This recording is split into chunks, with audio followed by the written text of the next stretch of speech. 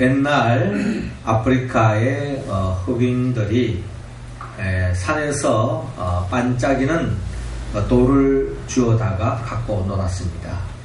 그 돌이 다름이 아니라 다이아몬드였어요.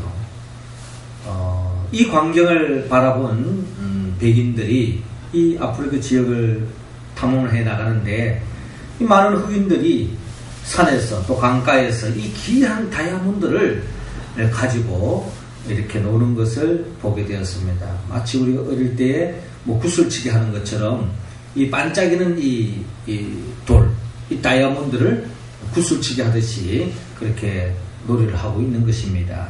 자, 이 광경을 바라본 이 백인들이 이 다이아몬드를 어떻게 자기들 것으로 삼을까 궁리 끝에 이 흑인들이 아주 사탕을 좋아했어요. 사탕 맛을 본 적이 없기 때문에 이 사탕을 이 백인들이 안겨주면서 이 돌을 반짝이는 이 돌을 가져오면은 사탕을 주겠다라고 이제 이야기하는 거죠. 그래서 이 백인들은 게임에 이제 넘어가서 이제 흑인들이 이 귀한 이 다이아몬드가 얼마나 소중한 걸 잘 모르기 때문에 이 맛있는 이 사탕과 바꾸기 위해서 그들이 산에서 강가에서 주워온 이 다이아몬드를 백인들에게 갖다 주었다고 합니다. 왜냐하면 이 달콤한 이 사탕을 맛보기 위해서. 그렇습니다. 아무리 달콤한 사탕이라 할지라도 이 다이아몬드에 비교해 본다면 이는 아무것도 아닌 거죠. 다이아몬드 하나만 팔아도 평생 먹을 수 있는 사탕을 구할 수도 있을 터인데 이 다이아몬드의 가치를 모르는 이 흑인들은 사탕과 바꾸어 먹었다는 것입니다. 어떻게 본다면 예수님도 마찬가지입니다. 예수님이 누구인지 모르는 사람은 결국 세상 끝과 바꾸어서 살아가는 사람이 많다는 겁니다. 예수님보다 세상을 더 귀하게 여기기 때문에, 세상에 있는 것이 더 멋지기 때문에 결국 예수를 저버리고 세상을 쫓아가는 사람들이 참으로 많다는 겁니다. 성경은 우리에게 분명히 말합니다. 세상 그 무엇과는 비교할 수 없는 예수 그리스도, 그분이 바로 우리에게 있어서 가장 귀한 분이요, 이 세상 그 무엇과 바꿀 수 없는 분이라는 것입니다. 오늘 성경의 본문의 말씀은 예수님에 대하여서 예수님을 세례를 주었던 세례 요한이, 그리고 세례 요한의 제자들이 예수님이 누구인가를 그들은 증거하고 있습니다. 그들은 성령의 도우심으로 예수님이 누구인지 알아보았다는 겁니다. 우리도 예수 그리스도가 누구인지 알아야 합니다. 예수 그리스도를 알 때야만이 우리도 증거할 수 있고 전파할 수 있는 것입니다. 예수 그리스도를 아는 만큼 우리는 하나님의 나라의 복을 누릴 수 있습니다. 예수 그리스도를 아는 만큼 참된 복을 누릴 수 있다는 것입니다. 그렇다면 세례 요한이 증거한, 세례 요한의 제자들이 증거한 예수님은 어떤 분입니까? 오늘 성경 본문 29절을 통하여 예수님은 하나님의 어린 양이라고 밝히고 있습니다. 29절 말씀 우리 같이 한번 읽어봅시다. 시작. 이튿날 요한이 예수께서 자기에게 나오심을 보고 이르되 보라, 세상 죄를 지고 가는 하나님의 어린 양이로다. 아멘. 자, 오늘 본문 29절은 이렇게 시작하고 있죠. 이튿날 요한이 예수께서 자기에게 나오심을 보고 이르되 보라, 세상 죄를 지고 가는 하나님의 어린 양이로다 라고 말씀하고 있습니다. 이튿날이라고 하는 것은 예수님이 세례 요한으로부터 세례를 받고 난 그 이튿날, 지난주에 우리가 예수님이 세례 요한으로부터 세례받는 그 현장을 말씀을 통하여 보지 않았습니까? 그래서 그 예수님이 세례 요한으로 세례를 받고 난 이후 이튿날에 요한이 예수께서 자기에게로 나옴을 보게 되었습니다. 예수님이 또 세례 요한에게 또 오는 거예요. 이러한 예수님을 향하여 세례 요한이 뭐라고 고백했느냐? 보라, 세상 죄를 지고 가는 하나님의 어린 양이로다 라고 증거했습니다. 세상 죄를 지고 가는 하나님의 어린 양. 자, 이 어린 양에 대한 영적 의미는 성경에 많이 나타나고 있습니다. 특별히 이스라엘 백성들이 애굽에서 그들이 삶에 뿌리를 내리고 또 큰 민족이 이루기까지 하나님의 섭리 속에 애굽에 살게 되었습니다. 그런데 우리가 잘 아는 것처럼 그 애굽 땅은 하나님을 믿지 않는 사람들이었습니다. 하나님을 경외하지 않는 곳이었습니다. 그러다 보니 이제 이스라엘 백성들도 점점 하나님을 잃어가고 어떻게 보면 바로의 통치 속에 바로가 섬기는 신에 의해서 영향을 받는 것이 현실이었습니다. 자, 하나님은 때가 되어서 모세를 통하여 이스라엘 백성들을 출애굽시켜서 하나님이 지시한 땅, 가나안 땅에 이르게 해서 그곳에서 하나님을 섬기도록 하는 것이 하나님의 뜻이었습니다. 그 뜻을 하나님으로부터 받은 모세가 바로에게 이야기했습니다. 우리 이스라엘 백성들이 이제 가나안 땅을 가야 되겠다고, 애굽을 떠나야 되겠다고.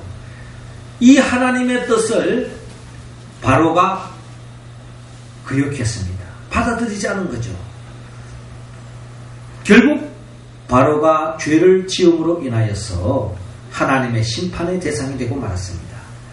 그 하나님의 심판이 10가지 재앙으로 임해지는데 마지막 10번째 재앙이 장자의 죽음이었습니다. 장자의 죽음은 그 가정과 그 집안의 대표자를 죽인다고 하는 것은 결국 하나님 앞에 죄를 지은 사람은 반드시 죽는다는 것을 의미하고 있는 것입니다. 그래서 이 애굽 땅이 바로로부터 바로가 먼저 하나님의 뜻을 거역했기 때문에 하나님의 심판으로 장자를 죽이는 이 심판에 임하게 되었습니다. 이스라엘, 애굽 땅에 사는 이스라엘 사람도 예외가 아니었습니다. 결국 하나님의 심판으로 다 죽음에 이르게 된 거죠. 그런데 여기에 복음이 있습니다. 하나님께서 이스라엘 백성들을 구원하기 위해서 말씀하시기를 너희들이 어린 양을 잡아서 그 어린 양의 피를 너희 각 집의 문설주에다가 그 어린 양의 피를 바르라. 피를 바르면 이 장자의 죽음의 심판에서 벗어날 것이다 라고 말씀하신 것입니다. 이 말씀에 의지하여서 이스라엘 백성들은 어린 양에 잡아서 그 피를 문설주에 발랐습니다. 그래서 하나님의 심판에서 벗어나는 놀라운 역사가 일어났는가 하면은 애굽 땅에 있는 사람들은 결국에는 다 장자의 죽음의 심판에 임했는 것을 바라볼 수 있습니다. 어린 양의 피, 어린 양이 죽어짐을 통하여서 그 피를 통하여서 이스라엘 백성들이 죽음의 심판에서 벗어날 수 있게 되었다는 것입니다. 이것은 장차 십자가를 지신 예수 그리스도를 예표하고 있습니다. 예수 그리스도께서 우리의 모든 죄를 대신 짊어지고 십자가에 못 박혀 죽음을 통하여서 우리 죄의 문제가 해결되었다는 겁니다. 이사야 선지자는 이사야 53장 5절을 통하여 이렇게 예언한 바가 있습니다. 그가 찔림은 우리의 허물 때문이요 그가 상함은 우리의 죄악 때문이라. 그가 징계를 받음으로 우리가 평화를 누리고 그가 채찍에 맞음으로 우리는 나음을 받았도다 라고 말씀하고 있습니다.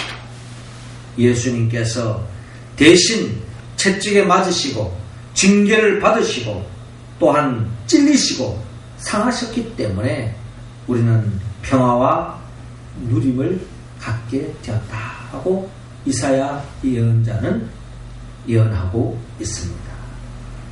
이처럼 우리 모두가 우리의 죄를 짊어지고 십자가에 못 박혀 죽으신 예수 그리스도, 그분을 우리가 믿고 그분을 우리가 증거할 때에 우리는 죄사함의 은총을 입고 또한 하나님의 온전한 구원을 받은 줄로 여러분 믿으시기 바랍니다. 노르웨이 가면은요, 어느 한 교회 기념탑이 있는데 이 기념탑 꼭대기에는 어린 양이 조각되어 있다고 하는 겁니다. 왜 이 교회에서 이 기념탑을 세우고 그 꼭대기에 어린 양을 조각해서 기념탑으로 세웠는가? 이 교회가 지어질 때에 이 높은 데서 작업을 하던 어느 한 인부가 일을 하다가 그냥 높은 데 떨어지고 말았습니다. 사람들 다 깜짝 놀란 거죠. 야, 저 사람은 저 높은 데 떨어졌으니 이제 큰일 났다, 죽었겠구나 하고 그 현장을 달려가 봤습니다. 그런데 그 사람이 그 자리에서 먼지를 털면서 일어서는 겁니다. 죽지 않고 살았어요. 알고 봤더니 그 사람이 그 높은 곳에서 떨어졌는데 마침 한 목자가 양떼들을 거들고 그 밑을 지나가게 되었던 겁니다. 그래서 그 사람이 떨어지는 그 순간에 마치 어린 양이 위에 떨어져서 밑에 있던 어린 양은 그 자리에서 죽었고, 그 어린 양 위에 떨어진 그 인부는 그 자리에서 살았다는 것입니다. 그 죽은 어린 양을 기념해서 이 기념탑을 세웠지만 이 어린 양은 결국 우리 주 예수 그리스도를 예표하고 있는 것입니다. 우리는 다 죄를 지었습니다. 알게 모르게, 큰 죄든 작은 죄이든 그 죄의 결과는 삭선, 심판이요 죽음입니다. 그런데 우리는 죄로 말미암아 정령 죽을 수밖에 없는 우리들이었지만 예수님께서 우리의 죄를 대신 짊어지고 십자가에 못 박혀 죽음을 통하여서 우리는 구원을 받았습니다. 사망에서 생명으로, 영벌에서 영생으로 옮김 받은 줄로 믿습니다. 이 어린 양 대신 예수 그리스도를 우리가 고백하고 증거함으로 말미암아 아직도 우리 주위에 죄 때문에 불행의 길로 걸어가는, 죄 때문에 짓눌려 있는 인생들을 구원시키는 우리 모두가 되기를 주의 이름으로 축원합니다.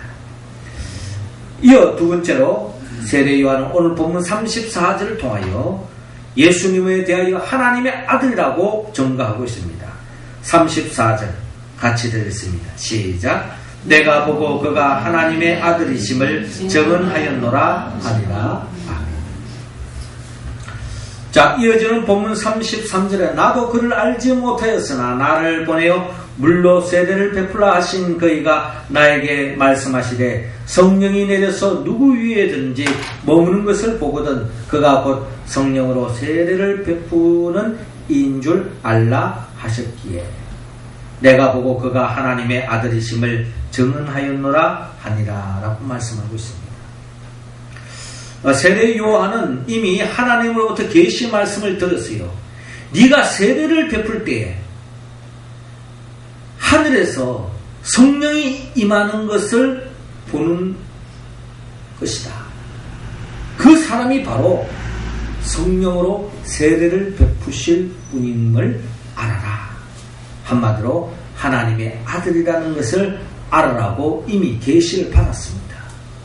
아는 게 아니라 세례 요한이 예수님께 세례를 베풀 때에 하늘이 열리면서 성령이 비둘같이 임하시고 하늘에서 음성이 들려왔죠. 이는 내 사랑하는 아들이요 내 기뻐하는 자라. 그 순간에 세례 요한은 이분이야말로 성령으로 세례를 베푸실 분이요 즉 하나님의 아들이라는 것을 그는 깨닫게 되었습니다. 그래서 예수를 하나님의 아들로 증거하고 있는 세례 요한을 바라볼 수 있습니다. 세례 요한은 예수님을 하나님의 아들로 보았던 것입니다. 세례 요한에게 있어서 이 하나님의 아들과 아주 대조적인 용어를 쓴 바가 있습니다.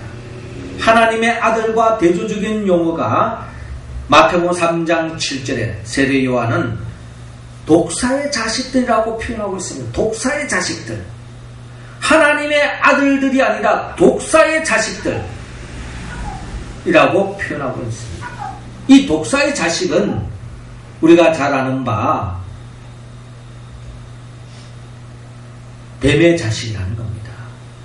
이 세례 요한이 이 독사의 자식이라고 외치고 있는 것은 그 당시에 많은 사람들이 자칭 하나님의 아들이라고 하나님의 백성이라고 이야기하면서 죄에 물들이고 죄악에 빠져있는 그들을 바라보면서 예수님께서 이 독사의 자식들이다 라고 증거한 바가 있습니다.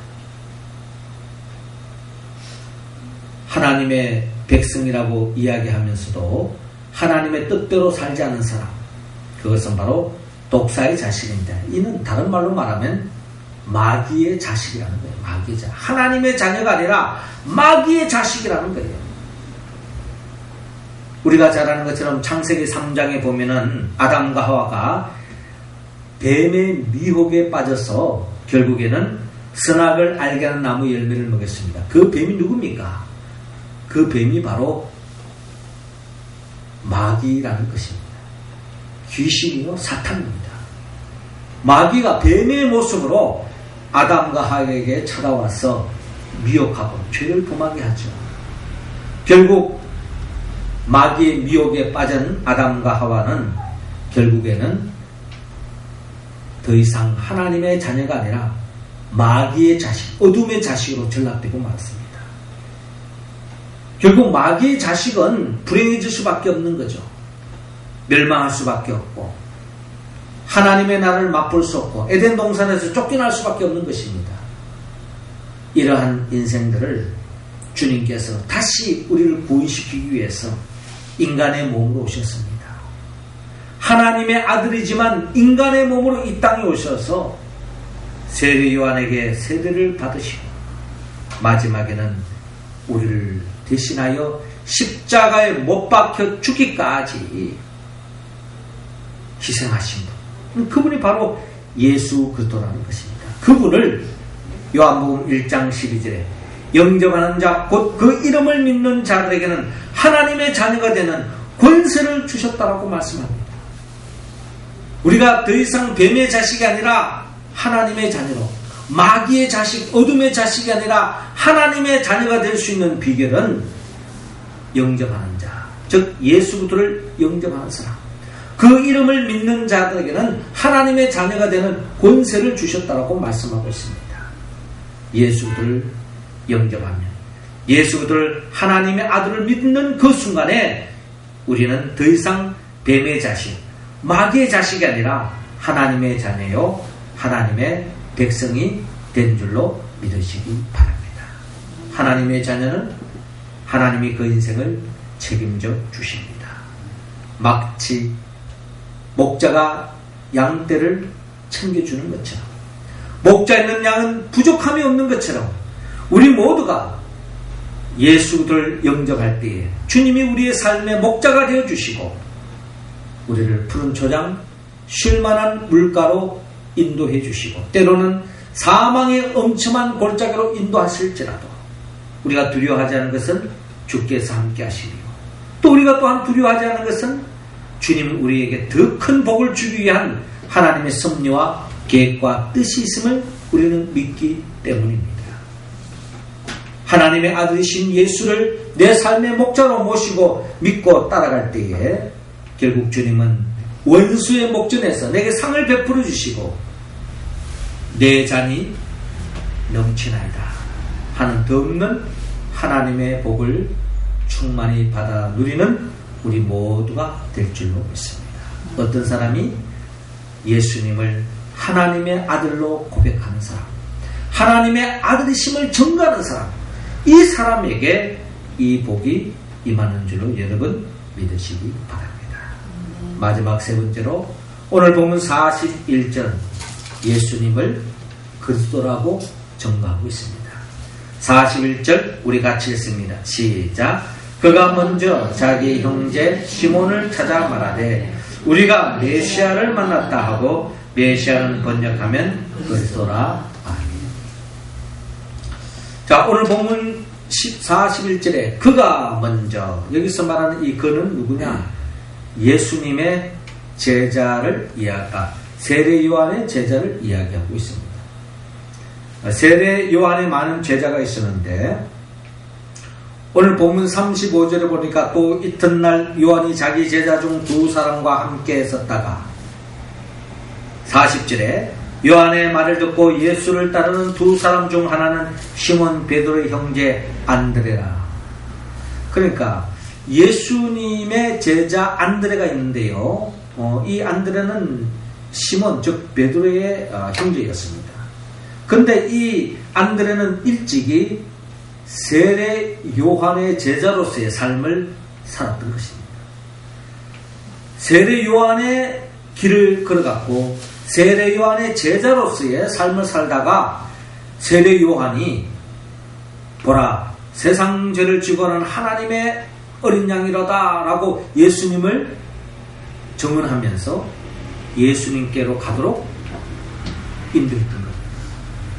결국 안드레는 세례 요한의 말씀을 따라 더 이상 세례 요한의 제자가 아니라 예수님의 제자로서의 길을 걸어갔던 것입니다.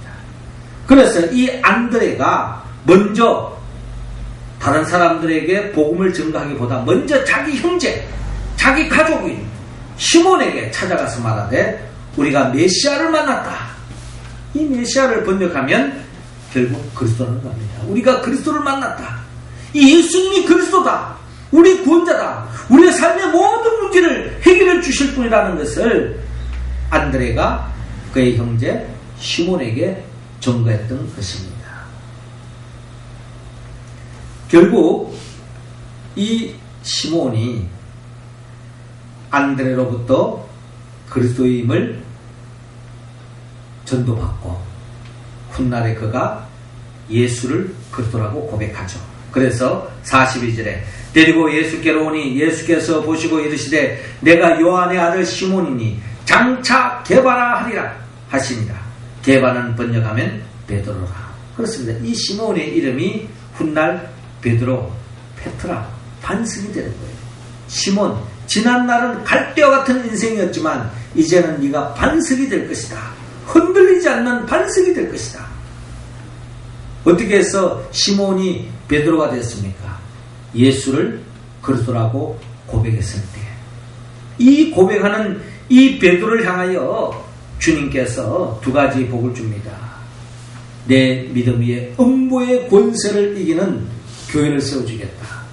즉 예수를 그리스도라고 고백하는 그 인생은 음보의 권세가 손을 대지 못한다는 겁니다. 어떠한 마귀도 어떠한 사탄도 어떠한 귀신도 내 인생에 손을 대지 못한다. 마귀는 귀신은 어떠한 모습을 통해서 우리를 미혹하고 우리를 흔들어 놓습니다.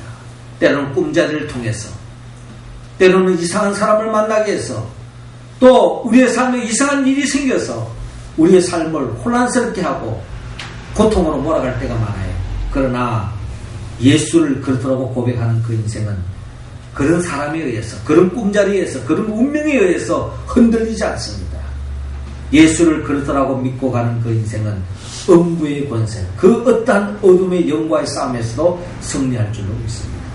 뿐만 아니라 예수를 그리스도라고 고백하는 이 베드로에게 천국 열쇠를 주겠다고 말합니다. 이 천국 열쇠는 예수 그리스도의 이름으로 기도하는 것마다 다 응답받는다는 것을 주님이 약속하고 있습니다. 믿습니까? 예수를 그리스도라고 고백하고 예수 그리스도의 이름으로 선포하고 기도하는 것마다 주 안에서 다 이루어진다는 것입니다. 우리가 잘 아는 바 사도행전 3장에도 성전 미문에 있는 안전뱅이를 향하여 베드로가 은과 금은 내게 없거니와 내게 있는 것으로 내게 주노니 곧 나사렛 예수 그리스도의 이름으로 걸으라 명령할 때에 그 안전뱅이가 그 자리에서 일어납니다. 신나는 이야기죠. 그렇습니다. 우리도 예수 그리스도의 이름으로 기도하고 선포하는 마다 이루어질 줄로 여러분 믿으시기 바랍니다. 아멘. 내가 선포하는 것마다 기도하는 것마다 다 이루어진다면 신바람 나는 거죠. 그런데 현실은 어떻습니까? 때로는 예수 그리스도의 이름으로 선포해도 그런 변화가 없을 때가 있어요. 예수 그리스도의 이름으로 그렇게 간구하고 기도했는데 그 기도가 이루어지지 않을 때가 있어요. 저도 여러분들에게 원래도 2020년도 기도 제목을 적어서 헌금함에 넣으십시오. 제가 1년 붙잡고 기도하겠습니다. 그렇게 여러분들에게 말씀드렸어요. 아니, 그러니까 작년에도 그 기도 제목 붙잡고 제가 기도했어요. 그런데 그 기도가 예수 그리스도 이름으로 기도했는데 그 기도가 다 이루어졌을까요? 안 이루어졌을까요? 예? 다 이루어졌으면 참 좋겠는데 이루어지지 않은 것도 있어요. 그런데 돌이켜보면 다 하나님은 기도 응답해 주셨다는 것을 고백하지 않을 수 없습니다. 왜냐하면 우리가 기도한 바대로 기도했지만 이게 하나님의 뜻이 아닐 수가 있어요. 그래서 그 기도를 때로는 보류할 수도 있고 그 기도를 들어주지 않을 수도 있고 때로는 늦게 응답해 줄 수도 있는 것입니다. 왜? 하나님은 우리보다 더 지각이 뛰어나신 분이기 때문에 그때 응답하는 것보다는 다음에 응답하는 것이 더 좋고 이 기도는 들어주지 않는 것이 우리의 삶에 더 큰 복이 될 수 있다는 것을 우리는 알기 때문입니다. 이게 우리의 신앙의 연륜 속에 나타나는 고백이죠. 그때는 왜 하나님이 내 기도를 들어주지 않았을까? 참 섭섭합니다. 하고 주님 원망할 때가 있어요. 근데 지나보면요. 야, 하나님이 이런 계획이 있었구나. 하나님이 더 좋은 것을 주기 위해서 그때 보류하셨구나. 들어주지 않았구나. 하는 것을 깨닫게 되었을 때에 우리는 하나님께 감사하지 않을 수 없고 그렇게 본다면 우리가 기도한 바는 다 이루어졌다라고 우리는 고백할 수밖에 없는 것입니다. 그렇습니다. 예수 그리스도의 이름으로 기도한 바는 반드시 응답받습니다. 때로는 그것이 응답되지 않았다라고 이야기할 수도 있을 거예요. 그러나 지나보면은 그때 응답하지 않은 것이 더 큰 축복으로 이어진다는 것을 우리는 믿습니다. 그 믿음으로 예수 그리스도의 이름을 의지하여 기도하는 우리의 모습 되기를 원합니다. 그렇게 할 때 우리에게는 능치 못하는 일이 없고 주님은 조금도 우리를 실족하지 않게 하십니다. 하나님이 능력이 없어서 우리 기도를 들어주지 않는 것이 아니라는 겁니다. 반드시 우리 기도를 들어주시는데 가장 복된 것으로 채워주신다는 것을 믿고 그 믿음으로 기도할 수 있기를 바랍니다. 하나님은 오늘 세례 요한이 증거한 대로 세례 요한의 제자들이 증거한 바대로 예수님은 하나님의 어린 양이요 하나님의 아들이요 그리스도임을 믿고 증거하라고 말씀하고 있습니다. 그런데 이 깨달음, 이 고백은요 성령의 도움이 없이는 절대로 고백할 수가 없습니다. 성령은 예수 그리스도의 영입니다. 예수님이 누구죠? 예수님은 우리를 위하여 천지 만물을 창조하시고 우리를 구원하기 위하여 친히 인간의 몸으로 오셨고 우리의 죄를 대신 짊어지고 십자가에 못 박혀 죽으시고 부활하시고 성천하시고 지금도 하나님 보좌 우편에서 우리에게 성령을 주기를 기뻐하시고 성령을 사모하는 자에게 성령을 주셔서 성령의 도우심으로 하나님의 뜻을 알고 하나님 뜻대로 살아가는 주의 백성들을 이 땅에서 하나님 나라를 맛보게 하시고 또 영원한 하나님의 나라 새하늘과 새 땅으로 이끌기 하기 위해서 장차 재림하여 오실 그 예수 그리스도 그분의 영 보혜사 성령의 도움을 받을 때에 우리는 진정 예수를 세례 요한처럼 하나님의 아들로 하나님의 어린 양으로 그리스도라고 고백할 수 있다는 것입니다. 우리 모두가 성령의 도우심으로 주님을 바로 알고 고백하고 증거하여서 하나님의 나라를 충만히 누리고 그 복을 많은 사람들에게 전파하는 우리 모두가 되기를 주 이름으로 축원합니다. 기도드리겠습니다.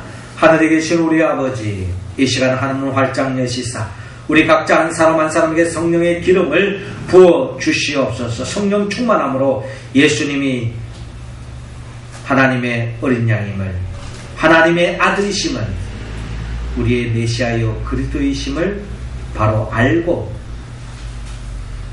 믿고 고백하며 증거하고 전파하는 우리 모두가 되어서 하나님의 덧없는 복을 받아 누리고 나누는 축복의 통로의 인생길로 살아가는 우리 모두가 되게 하여 주옵소서. 예수님의 이름으로 기도하옵나이다. 아멘.